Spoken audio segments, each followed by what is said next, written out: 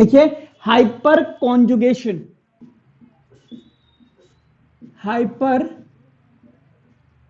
Conjugation, इसका एक और नाम है baker Nathan effect, baker Nathan effect.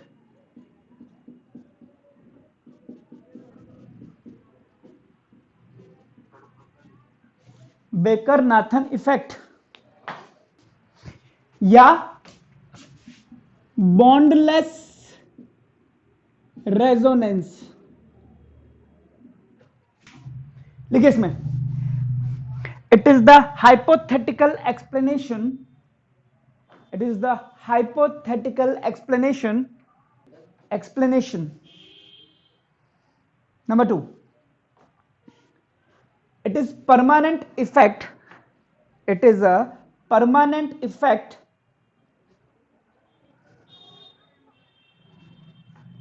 as there is permanent delocalization, as there is permanent delocalization of sigma bond electron, of sigma bond electron.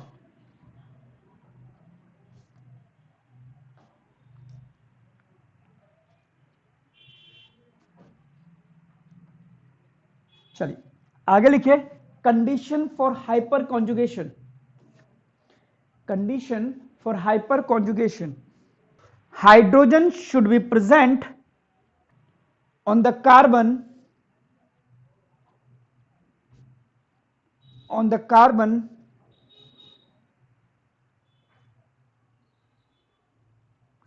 at conjugate position, on the carbon at conjugate position with the pi bond,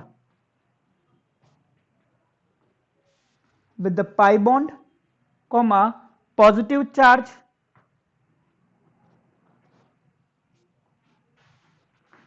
और single electron.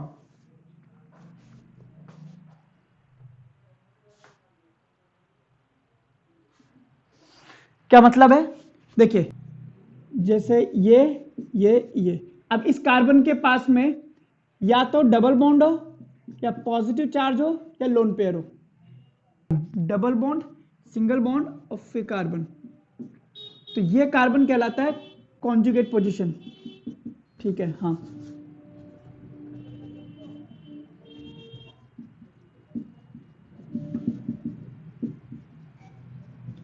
और इस carbon के पास एक hydrogen होनी चाहिए। ठीक है, double bond, single bond और फिर जो कार्बन है ये कार्बन कहलाता है आपका कॉन्जुगेट पोजीशन। बनाइए इसको, ये है आपके पास कॉन्जुगेट पोजीशन और इसको हम बोलते हैं अल्फा कार्बन और इस हाइड्रोजन को नाम दिया जाता है अल्फा हाइड्रोजन। अल्फा कार्बन पे मिलने वाली हाइड्रोजन अल्फा हाइड्रोजन, यानी कि बेसिकली हम ये कहना चाहते हैं कि अल्फा हाइड्रोजन होनी चाहिए, है ना, सीधी सी बात ये। फॉर एग्जाम्पल अब देखिए कैसे काम करता है ये, वो भी देखिए। सपोज करो आपके पास ये कोई कंपाउंड है,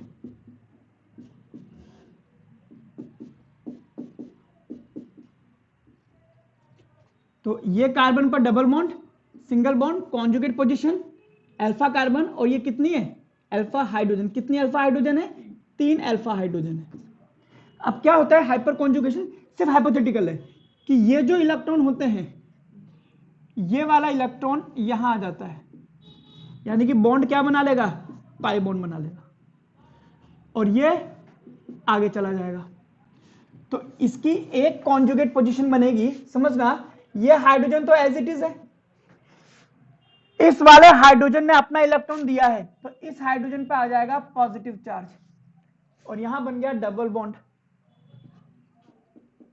और ये इधर चला गया तो इस पर आ गया आपके पास 1 2 3 4 नेगेटिव चार्ज। देख लीजिए ध्यान से, ये हाइड्रोजन हवा में है, क्या मैंने यहां बॉन्ड बनाया, क्या बोला इसको, बॉन्डलेस रेजोनेंस। तो ये एक हाइपर कॉन्जुगेशन स्ट्रक्चर है। ऐसा ही इस हाइड्रोजन के साथ भी कर सकते थे। तो ये वाले जो इलेक्ट्रॉन है कायदे से ये वाला इलेक्ट्रॉन तो इसमें जाएगा तो वही डबल बॉन्ड बनाएगा और CH2+ बना देगा। सिमिलरली तीसरे वाला भी हो सकता था।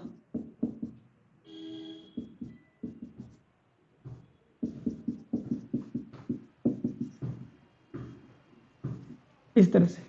तो 3 अल्फा हाइड्रोजन है इसलिए इसकी 3 हाइपर कॉन्जुगेशन स्ट्रक्चर्स बनती हैं। बनाइए। यहां पे नेगेटिव आएगा। तुमने कहा फिर कहा कब पूछा? वही सेम बनानी है मतलब। ठीक है, अब सुनो, अगर यहां डबल बॉन्ड की जगह पॉजिटिव चार्ज होता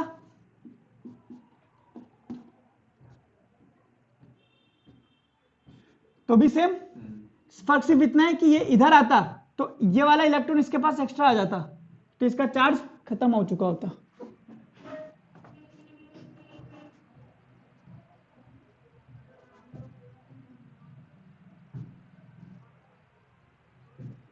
एक सेकंड रुकना यार, ये कैसे बनाया था मैंने?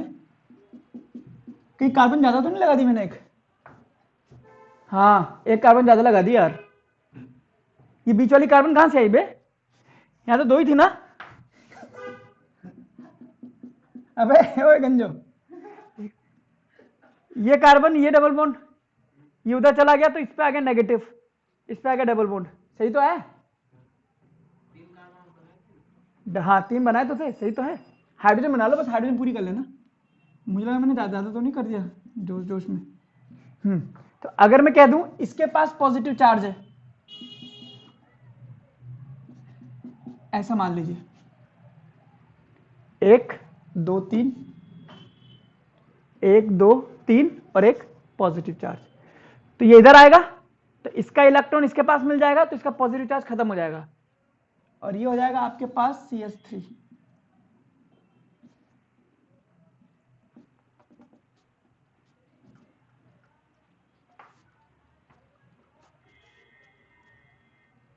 जितने पाई अल्फा होंगे उतने ही वो बनेंगे ना। पाई नहीं अल्फा, पाई अल्फा क्या होता है? Alpha hydrogen. जितनी अल्फा हाइड्रोजन उतना ही है। बना लीजिए ये।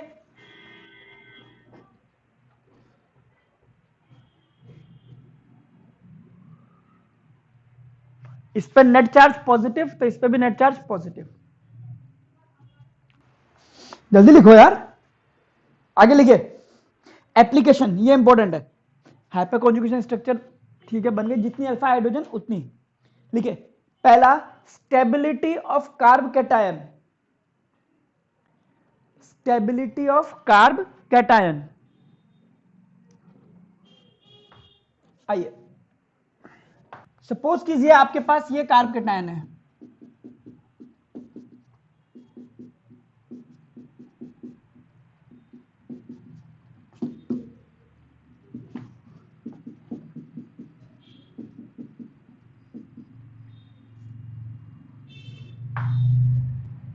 और आपसे बोल रहे हैं इन तीनों में कौन सबसे ज्यादा स्टेबल है। तो मुझे पता है कार्बन पर double bond positive charge lone pair, ये कॉन्जुगेट पोजीशन और इसके पास हाइड्रोजन होती है अल्फा हाइड्रोजन। तो इसके पास कितनी हाइड्रोजन है? 3, तो इसके पास 3 अल्फा हाइड्रोजन है। ये वाला कार्बन भी अल्फा कार्बन, ये भी अल्फा कार्बन, तो 3 और 3 6 अल्फा हाइड्रोजन। यहां पर 9 अल्फा हाइड्रोजन है, तो यहां पर 9 हाइपर कॉन्जुगेशन स्ट्रक्चर्स बनेंगी। यहां पर 6 हाइपर कॉन्जुगेशन स्ट्रक्चर्स बनने वाली है, यहां पर 3 हाइपर कॉन्जुगेशन स्ट्रक्चर्स बनने वाली है। तो जितने ज्यादा हाइपर कॉन्जुगेशन स्ट्रक्चर है उतनी ही stability is proportional to number of hyper conjugation structure और अल्फा हाइड्रोजन। तो सबसे ज्यादा स्टेबल होगा 3 डिग्री, फिर 2 डिग्री, तो 1 डिग्री कार्ब कैटायन, फिर 2 डिग्री कार्ब कैटायन और 3 डिग्री कार्ब कैटायन। लिखिए इसको। अब देखिए, आप एक बार पन्ना पलटिए और आई इफेक्ट निकालिए। आई इफेक्ट की एप्लीकेशन जो हमने कराई थी उसमें सबसे पहला क्वेश्चन ही कराया था हमने, और वहां भी ये बताया था कि 3 डिग्री कार्ब कैटायन सबसे ज्यादा स्टेबल होता है, बट वो हमने आई इफेक्ट से एक्सप्लेन करा था। एक बार खोल करके देखिए उसको, आराम से पढ़ लीजिए उसको 2 मिनट देकर के, ठीक है। तो वो भी एक्सप्लेनेशन यही कह रही थी कि 3 डिग्री कार्ब कैटायन ज्यादा स्टेबल है आई इफेक्ट से, और हमने हाइपर कॉन्जुगेशन से ये भी यही चीज निकाली, समझ रहे हो। और अगर सोचो हाइपर कॉन्जुगेशन अलग कह रहा होता और आई इफेक्ट अलग कह रहा था, तो किसकी मानते हम? Hyper conjugation. क्लियर? क्योंकि ये डोमिनेंट होता है। मैंने कहा था ना कि एक चीज को के लिए कई फैक्टर लगते हैं, जो जिसके सबसे ज्यादा इंपैक्ट आता है वो हम करते हैं। सबसे ज्यादा भारी कौन है? रेजोनेंस। अगर इन सब में से रेजोनेंस अगर कुछ बात कह रहा होता तो उसी की मानते हैं, ये सब तो फिर छोटी मोटी चीजें हो जाती हैं। चलिए दूसरा लिखिए, stability of free radical. Stability of free radical, ये देख लो, इसमें भी 3 अल्फा हाइड्रोजन है, यहां पर 6 अल्फा हाइड्रोजन है, यहां पर 9 अल्फा हाइड्रोजन है, तो सबसे ज्यादा स्टेबल कौन हो गया? 3 डिग्री फ्री रेडिकल। सिंपल, जैसा सेम है, इधर से इधर स्टेबिलिटी बढ़ेगी, खत्म। लिख लीजिए।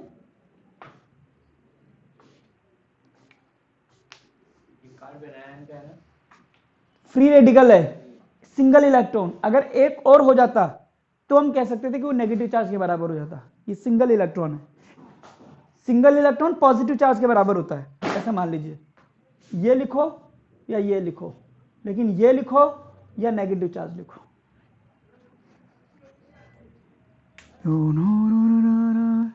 स्ट्रक्चर्स में वैसे अलग अलग होते ही है।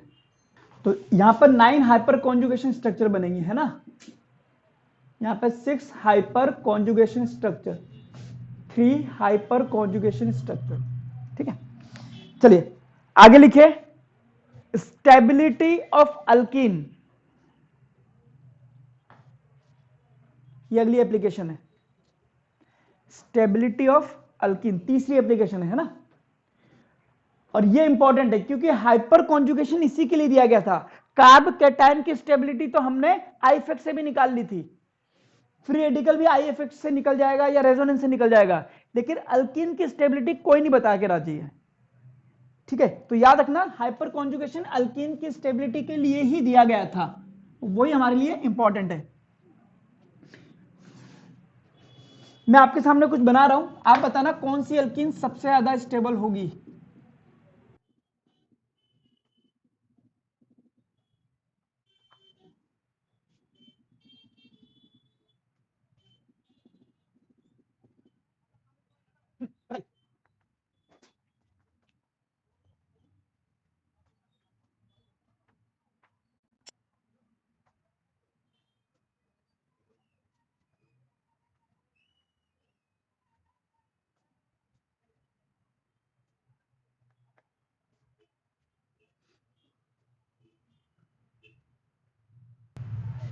बताइए, आप कह रहे अल्फा हाइड्रोजन का पता नहीं लग रहा, क्या होती है अल्फा हाइड्रोजन? ये अल्फा कार्बन और इस पर जुड़ने वाले हाइड्रोजन, डबल बॉन्ड के साथ वाला कार्बन जो है वो अल्फा कार्बन है ना। तो ये डबल बॉन्ड, इसके साथ वाला कार्बन अल्फा कार्बन, तो इसके पास 3 अल्फा हाइड्रोजन है। ये डबल बॉन्ड, इससे जुड़ने वाले कार्बन अल्फा कार्बन, 3 और 3 6 अल्फा हाइड्रोजन। ये डबल बॉन्ड, इससे जुड़ने वाले 4 अल्फा कार्बन, 3 3 6 3 9 और 12 अल्फा हाइड्रोजन है इसके पास। तो इसके पास 12 हाइपर कॉन्जुगेशन स्ट्रक्चर्स बनेंगी, इसीलिए ये मैक्सिमम स्टेबल होगा।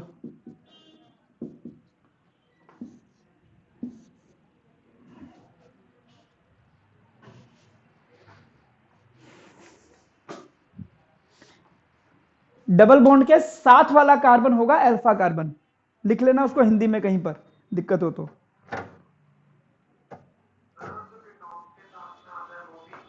नहीं नहीं, कार्बन के साथ में, अल्कीन के लिए ना वो अलग चीज अलग है। हम पाई बॉन्ड की बात कर रहे हैं, कार्बन और ऑक्सीजन वाले बॉन्ड की बात नहीं कर रहे। सेटजेफ रूल समझिए, अगर मैं इसको मान लूं तो इसमें कितनी ब्रांच है? एक। अगर इसको देखूं तो कितनी ब्रांच है? दो। एक ब्रांच दिख रही है मुझे यहां पर कार्बन की। अगर इसके हिसाब से देखूं तो इसमें दो ब्रांच है। कि सर ये क्या हिसाब है आपका? आपको याद कीजिए, कॉमन नेम जब हमने लिखा था, तो अगर मैं इसका कॉमन नेम लिखूंगा तो डाई मिथाइल इथाइलिन लिखूंगा। पलट करके देख लेना, पता लग जाएगा आपको। और यहां पे कितनी ब्रांच है? चार ब्रांचेस है। तो एक रूल बन गया कि जितने ज्यादा कार्बन लगे होंगे उतनी ही ज्यादा हाइड्रोजन होगी। यानी कि ये इसमें एक सब्स्टिट्यूट है, यहां पे दो सब्स्टिट्यूट है, वहां पे तीन सब्स्टिट्यूट है बॉक्स के अलावा। तो यहां पे एक रूल बनाया कि मोर substituted alkyne will be more stable. ये हो गया आपके पास सेटजेफ रूल। इसमें देखोगे तो एक, इसमें देखोगे दो, तो डबल बॉन्ड तब स्टेबल है जब चार पांच ज्यादा ब्रांचेस हों। लिखिए इसको। और ये एक्सटेंड कैसे होगा? On the basis of hyper conjugation.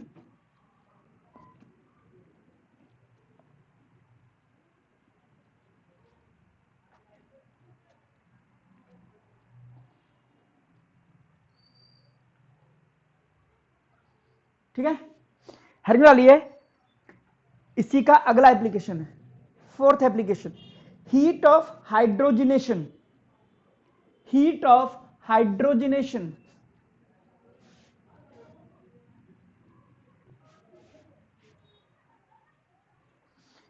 Alkyne में हाइड्रोजन जब ऐड होती है तो हीट निकलती है। इस हीट को हम बोलते हैं हीट ऑफ हाइड्रोजिनेशन। लिखिए इसको।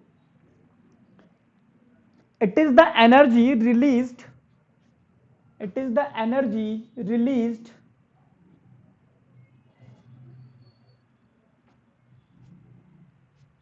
by the hydrogenation of unsaturated hydrocarbon, of unsaturated hydrocarbons.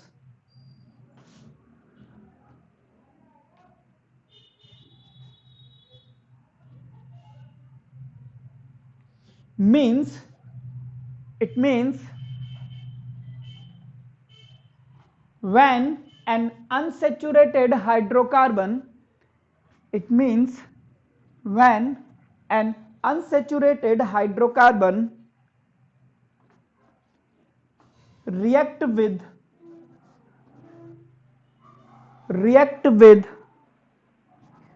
1 mole of hydrogen,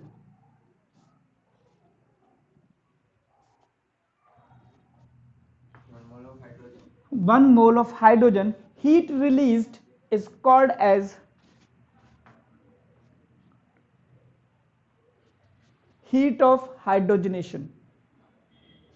कि क्या मतलब है इसका? देखो,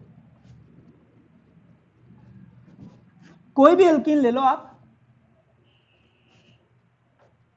सपोज करो ये 10th क्लास में ये रिएक्शन पढ़ी थी आपने, इसकी रिएक्शन हाइड्रोजन से कराइए, निकिल, प्लेटिनम या पैलेडियम कोई भी एक चीज डाल करके, तो डबल बॉन्ड टूटेगा, हाइड्रोजन जुड़ेगी।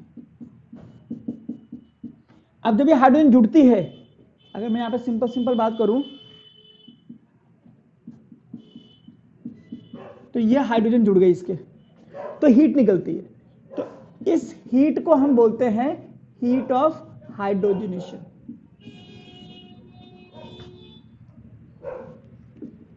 अगर ये अल्कीन मोर स्टेबल है तो ये रिएक्शन इतनी आसानी से हीट ऑफ हाइड्रोजनेशन भी कब निकलेगी? तो मोर स्टेबल, या यूं कहो कि स्टेबिलिटी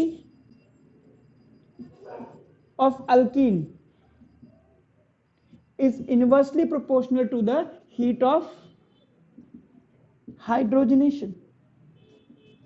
जितनी ज्यादा स्टेबल अल्कीन होगी उतना ही कम रिएक्शन होगी, कम निकलेगी। और आपको पता है स्टेबिलिटी ऑफ अल्कीन दी जाती है नंबर ऑफ अल्फा हाइड्रोजन से। तो जितने ज्यादा अल्फा हाइड्रोजन है उतनी ज्यादा अल्कीन स्टेबल होगी, उतनी ही कम हीट ऑफ हाइड्रोजनेशन होगी। लिखिए इसको। ओके अब मैं आपसे पूछूं, इसमें हीट ऑफ हाइड्रोजनेशन सबसे ज्यादा किसके पास आएगी? सबसे ज्यादा स्टेबल ही हो गया ना, जब सबसे ज्यादा स्टेबल है तो सबसे कम आएगा। सपोज करो ए बी सी, रेजोनेंस कहता है कि ए स्टेबल है, हाइपर कॉन्जुगेशन कहता है कि बी स्टेबल है, और आई इफेक्ट कहता है कि आई इफेक्ट कहता है कि सी स्टेबल है। तो सबसे ज्यादा किसकी मानोगे आप? यानी कि आप अगर प्रायोरिटी ऑर्डर तय करने गए तो सबसे पहले रेजोनेंस की सुनोगे, फिर हाइपर कॉन्जुगेशन की सुनोगे, और फिर आई इफेक्ट। लिख लीजिए। डन। आगे लिखिए, इलेक्ट्रोमेरिक इफेक्ट।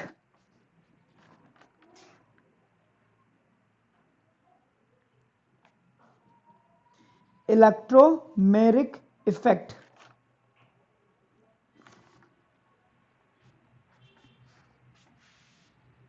इसको हम लोग ई इफेक्ट भी कहते हैं, capital E effect.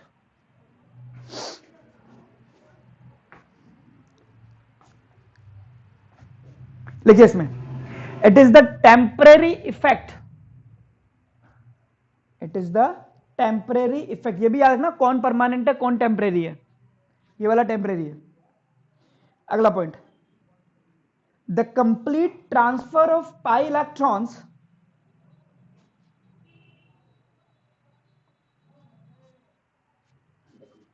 the complete transfer of pi electron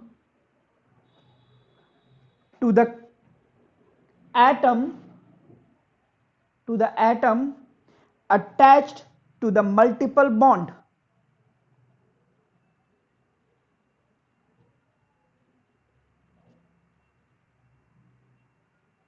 as per the required reagent is called reagent, as per the required reagent, comma, as per the required reagent, comma, is called electromeric effect, is called electromeric effect.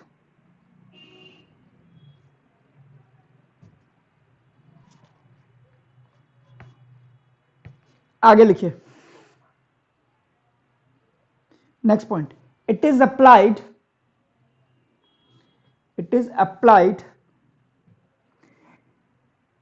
in the presence of solvent, comma, electrophile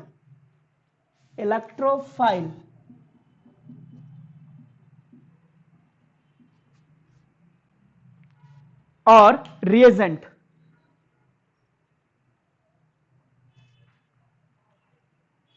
If reagent is removed,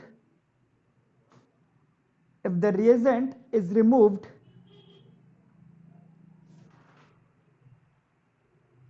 if the reagent is removed, it does not apply,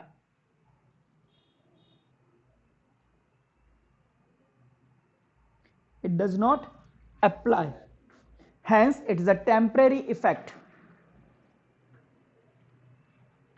hence it's a temporary effect.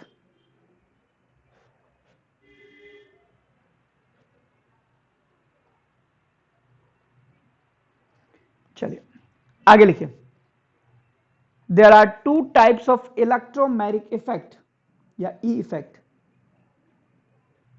Partition कर लीजिए, एक तरफ लिखिए plus E effect, एक तरफ लिखिए minus E effect.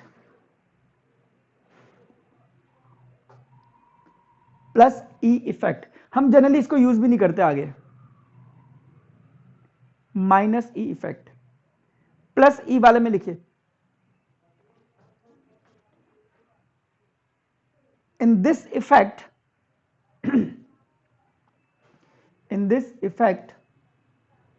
pi electrons of the multiple bond, pi electrons of the multiple bonds are transferred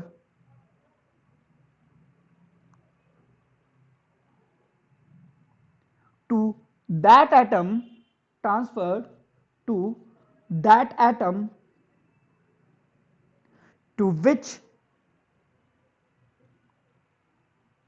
the reagent gets attached. उधर लिखिए दूसरे वाले में, in this effect pi electrons of multiple bond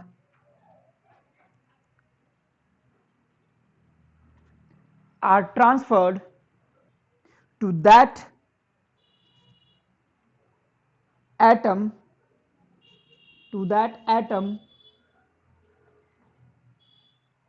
to which the attacking reagent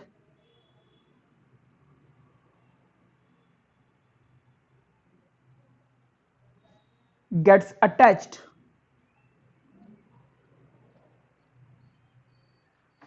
कैसे, क्या कहना चाहता है भाई? सपोज करो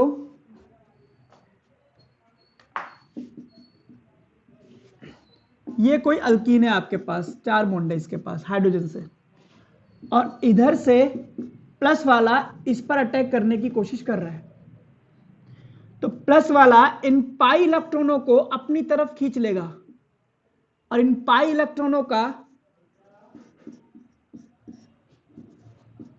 यहां माइनस और यहां प्लस आ जाएगा,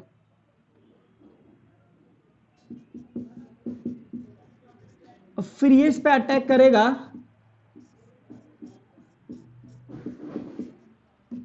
और ये लग जाएगा। तो इसमें पाई इलेक्ट्रॉन किधर की तरफ ट्रांसफर हुए? जो अटैकिंग रिएजेंट था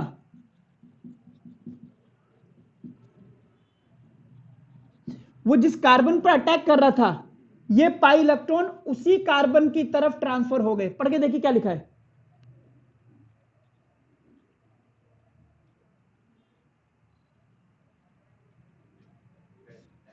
यही है, यह है electromagnetic effect. But in case ये कोई अल्कीन है और इस पर साइनाइड अटैक करता, तो इसमें नेगेटिव चार्ज है और ये इस कार्बन पे अटैक करना चाहता है, तो ये इलेक्ट्रॉन इस नेगेटिव चार्ज से दूर भागते, यानी कि ये इससे दूर भागते, और ये हो जाता है आपके पास यहां माइनस, यहां प्लस, और Cn माइनस इस पे अटैक करता।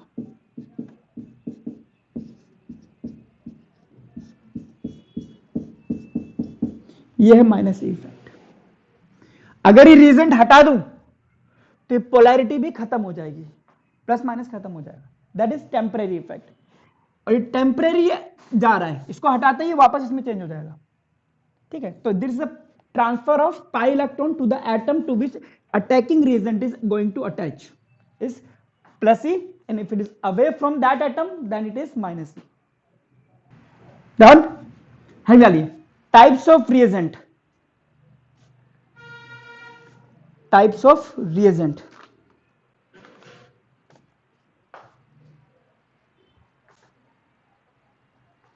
पार्टीशन कर लेना 3, मतलब 3 बॉक्स में लिखेंगे।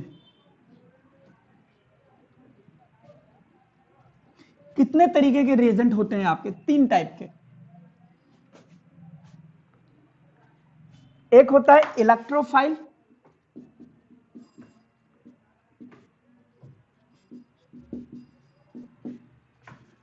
दूसरा होता है न्यूक्लियोफाइल,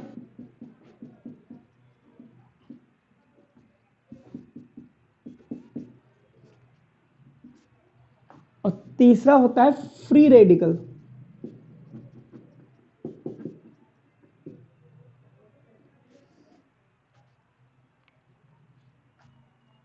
आप कह सकते हो आर और इसके पास एक इलेक्ट्रॉन।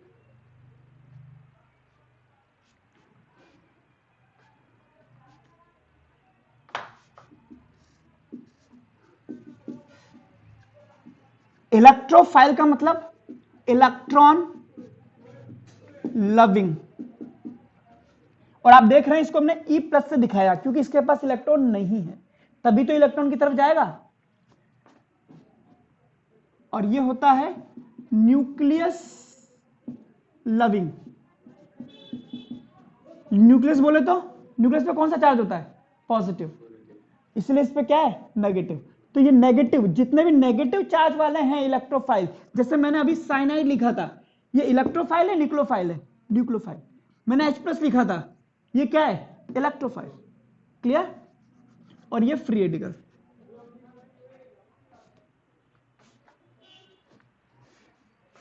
इसके एग्जांपल्स क्या क्या हो सकते हैं? All electron deficient, all electron deficient compounds,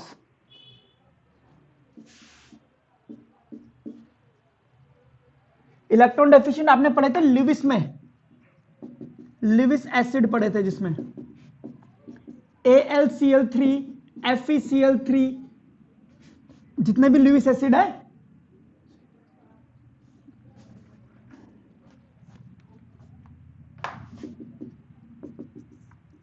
all Lewis acids, all positive charge species,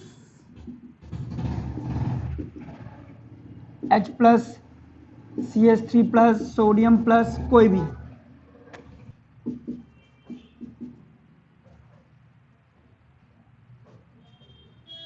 और चौथा लिखिए, ये सब इसके एग्जांपल्स है। ठीक है? The compounds, fourth example, the compounds in which central atom is attached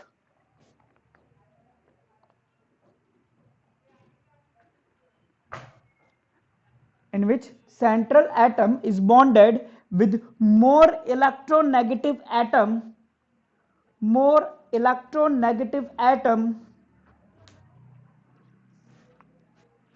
with pi bond, more electronegative atom with pi bond।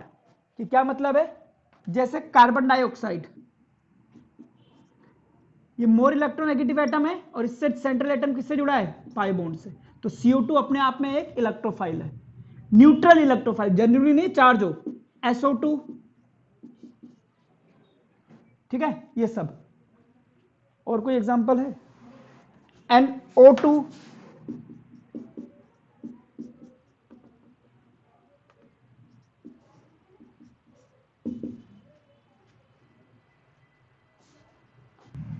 इसके एग्जांपल लिखिए।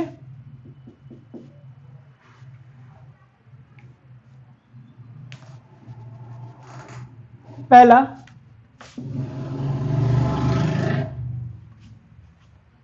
ऑल लिविस बेस, यानी कि हैविंग लोन पेयर वाले, जैसे OH, SH, OCS3, Cl,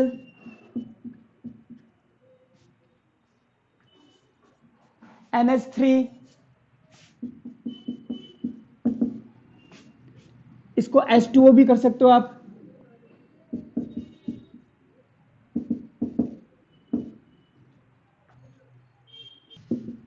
alcohol, ether, etcetera. All negative species, जैसे Cl-, cyanide-, OH-, ये सब, NO3-, free radical.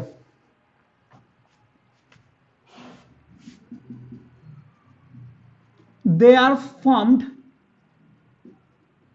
by homolysis। आपको याद है मैंने पहले लेक्चर में बताया था कि जैसे ये CH3 है, CH4 है, अगर इसका इस तरह से होता है लाइसिस, ब्रेकडाउन, कि कार्बन का इलेक्ट्रॉन कार्बन के पास, हाइड्रोजन का हाइड्रोजन के पास में, तो ये CH3 और ये बनते हैं ये दोनों कैसे हैं आपके? Free radical.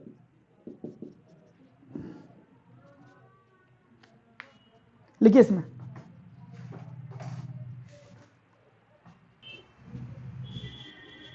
लिखिए formation of neutral species, formation of neutral species, bracket में लिखना एटम्स और ग्रुप, कोई भी, क्या एटम हो या ग्रुप ऑफ एटम, एटम्स और group of atom, take place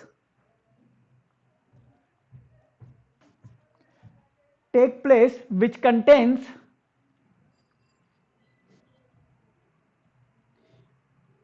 an unpaired electron,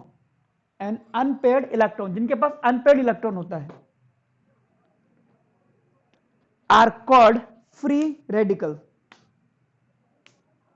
और फ्री रेडिकल के भी टाइप होते हैं, सिंगलेट, डुप्लेट, तो ट्रिपलेट भी होते हैं, तो उतना हम नहीं जाएंगे आगे, ठीक है। तो ये हमने पढ़ा फ्री रेडिकल। अब इसमें छोटी सी चीज और बाकी है, टाइप्स ऑफ केमिकल रिएक्शन। जब ये खत्म हो जाएगा तो उसके बाद हम लोग चलेंगे हाइड्रोकार्बन्स पर, जहां हम प्रॉपर अल्केन पढ़ेंगे, अल्कीन पढ़ेंगे, फिर अल्काइन पढ़ेंगे, फिर वो पढ़ेंगे आपके पास बेंजीन, ठीक है। तो ये आपने पढ़े थे बेसिक्स। इसमें पहले हमने नाम लिखने सीखे थे, क्या क्या नाम लिखने के तरीके हैं, उसके बाद हमने पढ़ा है आइसोमेरिज्म, ठीक है, और उसके बाद हमने पढ़ लिया रिएक्शन मैकेनिज्म, जिसमें कि हमने electrophile, nucleophile, hyper conjugation reactions कैसे होती है, वो सारी चीजें, ठीक है। चलिए पढ़िए, आप एनसीईआरटी पढ़ते रहिएगा, ये चीजें बिखरी हुई मिलेंगी, मैंने इनको अलग अलग हिस्सों में पढ़ाया है, ये अलग चैप्टर में वो अलग, तो एक बार एनसीईआरटी पढ़ते रहिएगा आप, है ना। चलिए मिलते हैं आपसे नेक्स्ट क्लास में फिर।